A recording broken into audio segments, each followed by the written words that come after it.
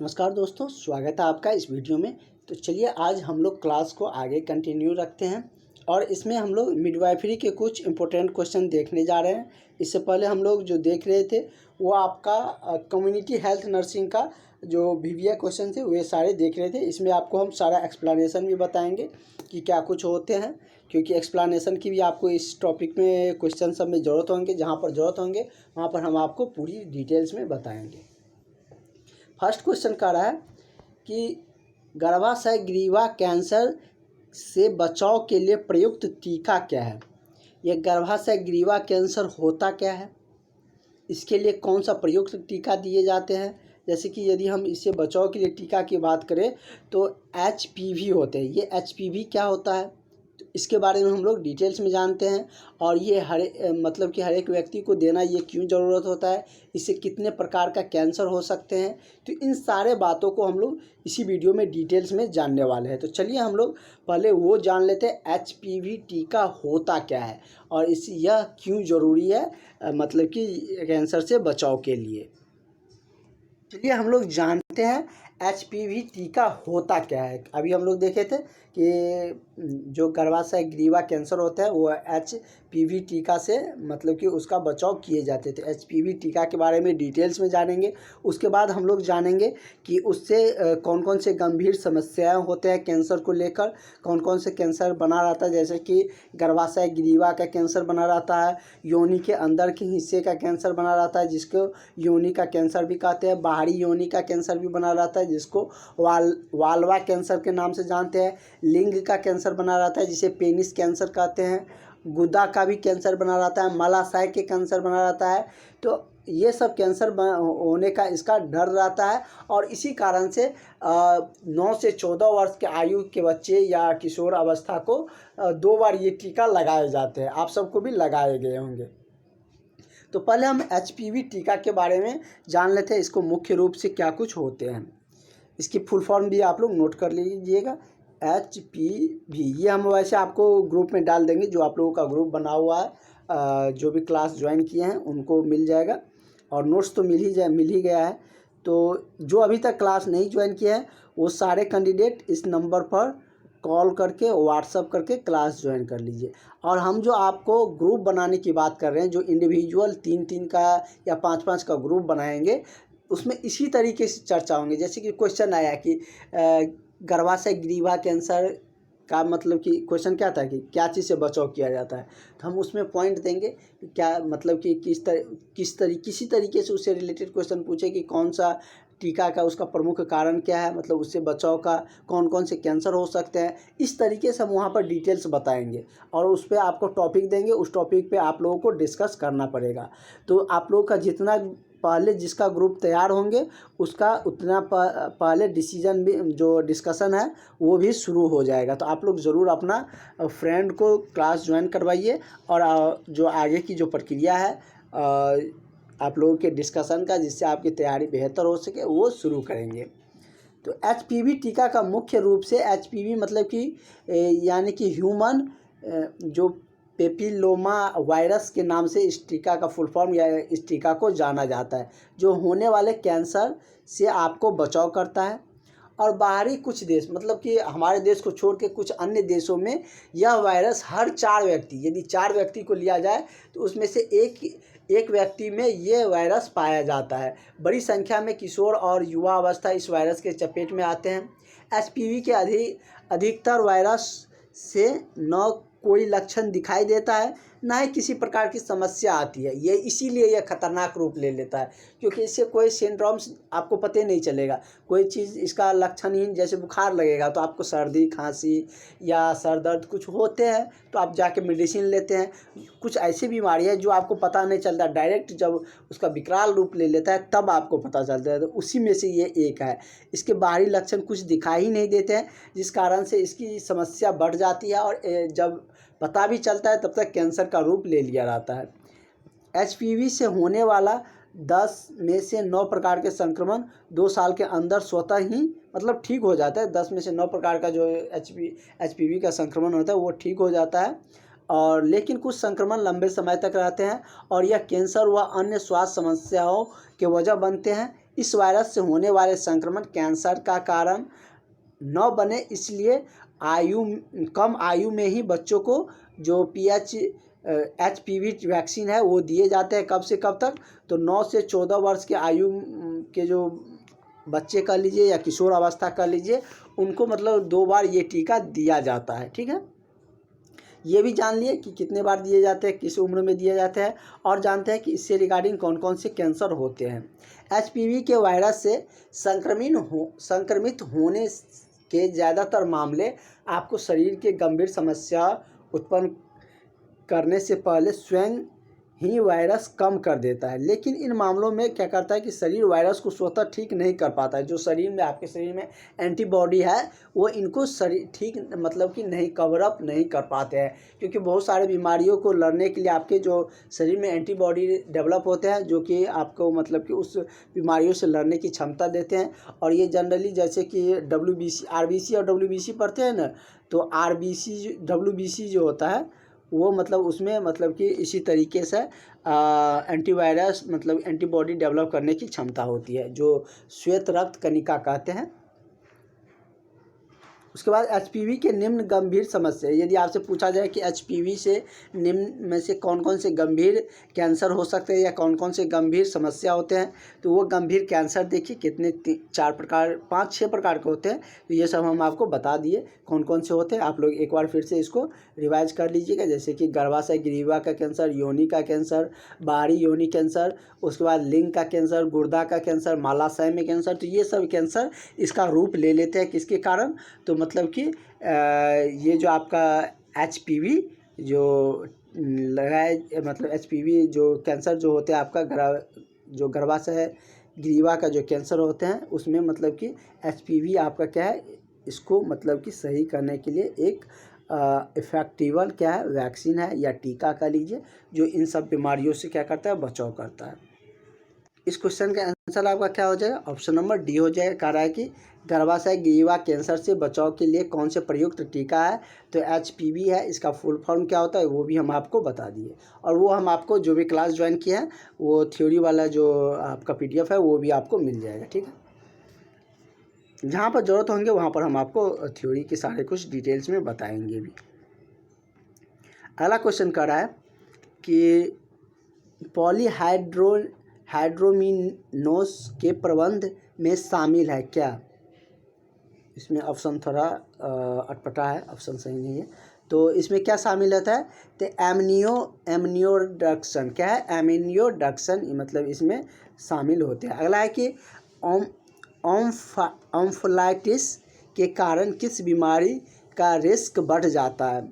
HIV संक्रमण का, hepatitis का, मम्पस का या टेटनस का। तो किसका मतलब कि बीमारी का रिस्क बढ़ जाता है? जो टेटनस का मतलब जो रिस्क है मतलब इससे क्या होता है, बढ़ जाता है। फ्लोपियन ट्यूब को लेकर हमने आपको बहुत बार बताया है क्या कुछ होते हैं। कह रहा है कि फ्लोपियन ट्यूब का प्रदाह कहलाता है क्या? तो फ्लोपियन ट्यूब का जो प्रदाह होता है वो सल्पिनजाइटिक्स कहलाता है। क्या कहलाता है? सल्पिनजाइटिक्स कहलाता है। एक ही दिन में ज़्यादा थ्योरी नहीं देंगे, नहीं तो आप लोगों को क्वेश्चन नहीं हो पाएगा। और जहाँ पर ज़रूरत होंगे, जहाँ पर आप लोगों का लगेगा डिटेल्स में बताएं, मतलब कि इसको डिटेल्स में बताइए, वो आप लोग बता दीजिएगा, हम आपको अगले नेक्स्ट क्लास में उसको डिटेल्स में बताएंगे। क्या है कि फ्लोपियन ट्यूब के प्रदाह क्या कहलाता है? तो सल्पिनजाइटिस कहलाते हैं। तो इसका करेक्ट आंसर आपका ऑप्शन नंबर सी हो जाएगा। अगला है, एक महिला जो प्रथम बार गर्भवती होती है उसको क्या कहते हैं? क्योंकि मतलब कि जो पहली बार गर्भवती बनेंगे उसका केसेज अलग होंगे, दूसरी बार गर्भवती बनेंगे उसका केसेज अलग होंगे। तो वहाँ पर अगर आपको डॉक्टर्स के द्वारा या जो भी आपको निर्देश देने वाले रहेंगे, आप जब जॉब पे जाइएगा तो वो कहेंगे कि ये मतलब कि प्रीमी ग्रेविडा मतलब है, तो आप उससे क्या समझिएगा, यानी कि कौन सी मतलब गर्भवती है, पहली बार है, दूसरी बार है या तीसरी बार है।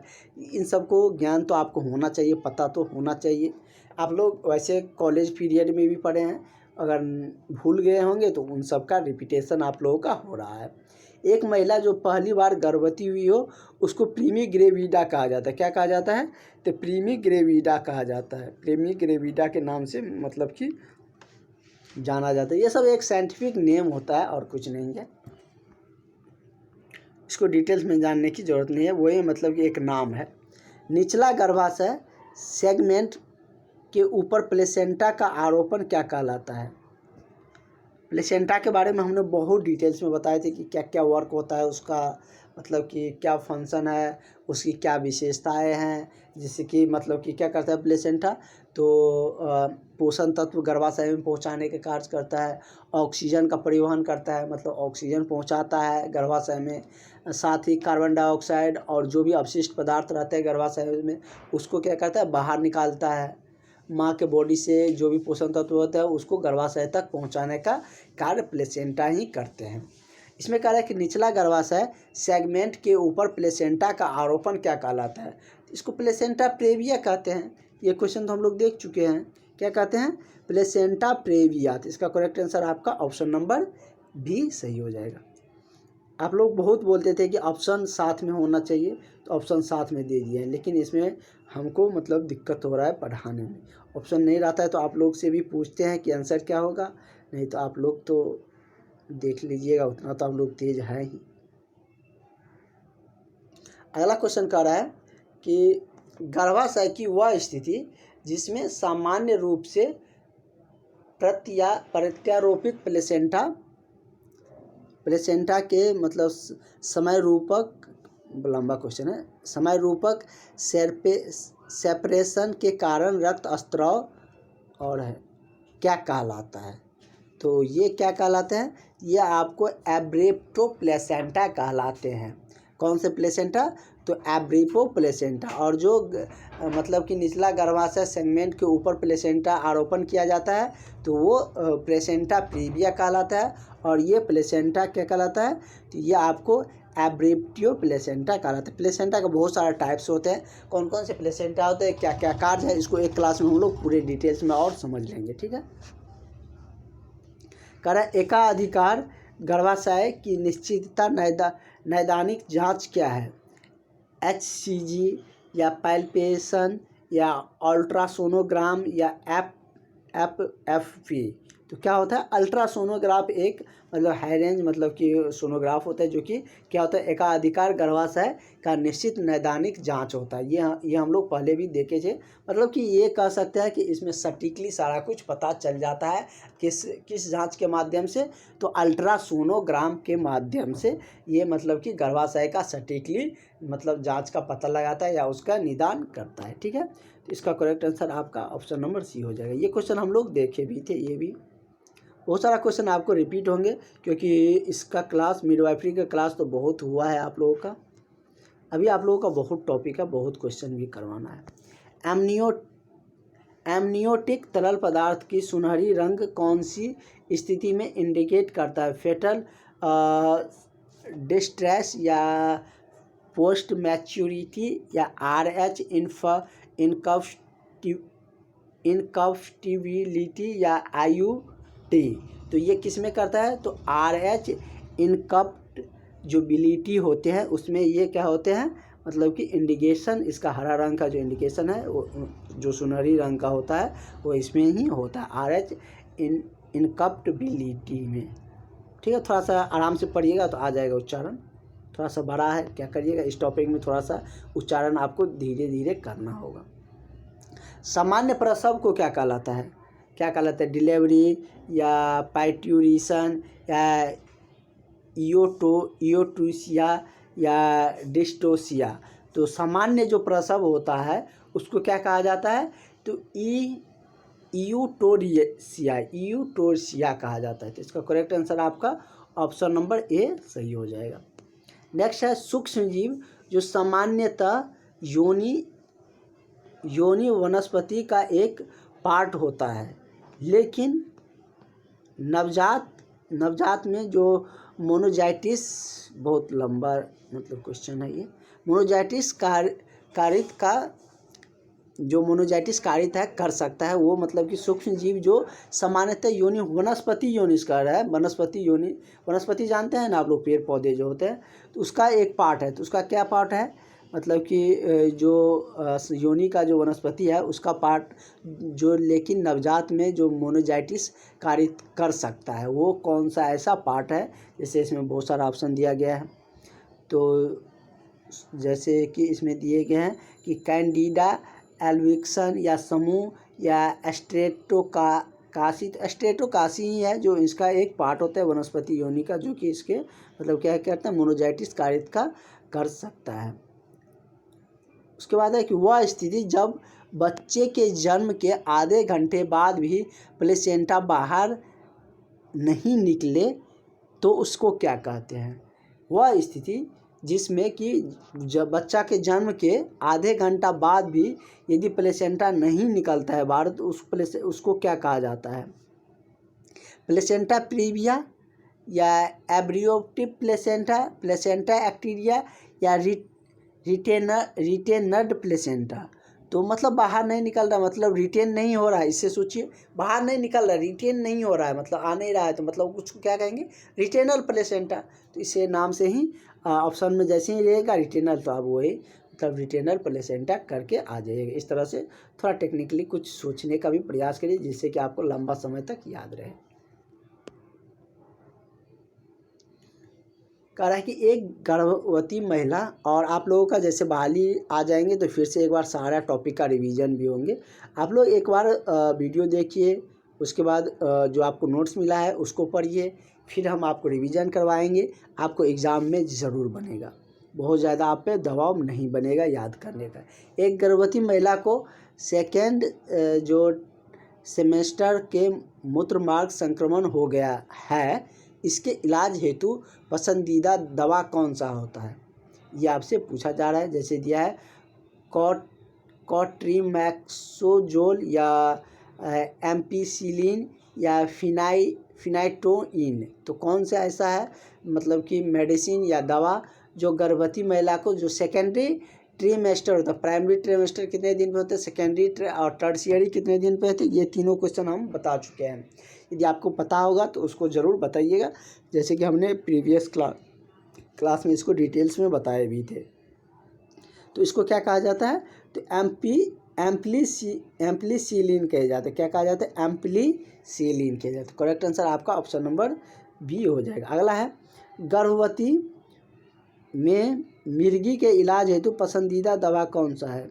तो गर्भवती में मिर्गी के इलाज हेतु लेमोथ्रीजीन होते हैं। क्या होता है, लेमोथ्रीजीन एक पसंदीदा दवा है जो कि गर्भवती के समय में जो मिर्गी आते हैं उसके इलाज के लिए ये मतलब कि यूजफुल दवा माने जाते हैं, क्योंकि उस समय में सभी दवा नहीं दे सकते हैं, गर्भाशय के साइड इफ़ेक्ट का भी खतरा बना रहता है, ठीक ना।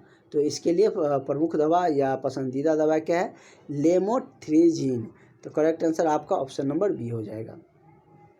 हालांकि गर्भ अवस्था में मलेरिया के लिए पसंदीदा दवा क्या है। तो गर्भ अवस्था में मलेरिया के लिए क्या है, अलग अलग मतलब जनरल स्थिति में अलग हो जाते हैं, और गर्भ अवस्था का जिक्र कर दिया है तो उसके लिए अलग मेडिसिन है। करेक्ट, गर्भ अवस्था में मलेरिया के लिए पसंदीदा दवा कौन से होते हैं, तो उसके लिए कुनाइन होते हैं। क्या आता है, कुनाइन। जैसे इसमें बहुत सारा ऑप्शन दिया है लेकिन कुनाइन उसके लिए पसंदीदा दवा होते हैं।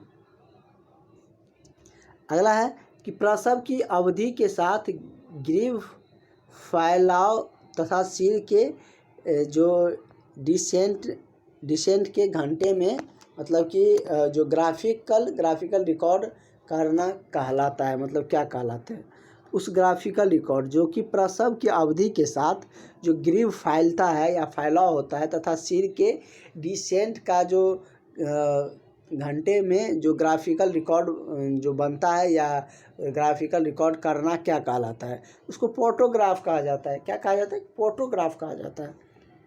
अगला है, कहीं कहीं कोई क्वेश्चन लंबा आ जाता है ना, इसलिए आपको छोटा और बड़ा करना पड़ता है। अगला है कि पूर्व एक्लम्सिया के कारण होने वाला मृत जटिलता नहीं है क्या। जैसे इसमें दिया है न्यूरिया, एक्लम्सिया या हेलफ सिंड्रोम्स या पॉल्यूरिया। तो क्या होता है, तो इसका पॉलीरिया जो होते हैं जो पूर्व एक्लम्सिया के कारण होने वाले मृत जटिलता नहीं होते, उसका कारण ये नहीं होते हैं।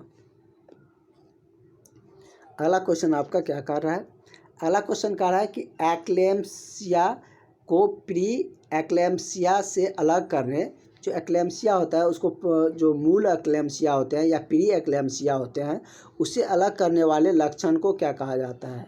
जैसे इसमें दिया है कि उच्च रक्तचाप, एडिमा या कन्वल्सन या प्रोटोनीरिया, तो क्या कहा जाता है उसको, तो उसको कन्वल्सन किए जाते हैं। तो इसका correct answer option number C हो जाएगा। अगला क्वेश्चन क्या कह रहा है आपका,